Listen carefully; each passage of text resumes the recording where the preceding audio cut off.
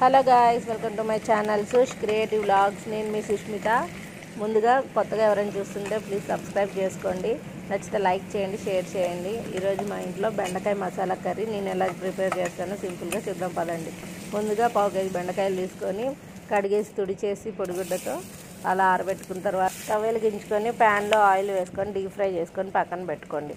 తర్వాత అదే ఆయిల్లో తాలింపు గింజలు వేసుకొని ఉల్లిపాయలు పచ్చిమిర్చి వేపుకొని, ఉల్లిపాయలు త్వరగా వేగాలంటే సాల్ట్ వేసుకోండి కొంచెం.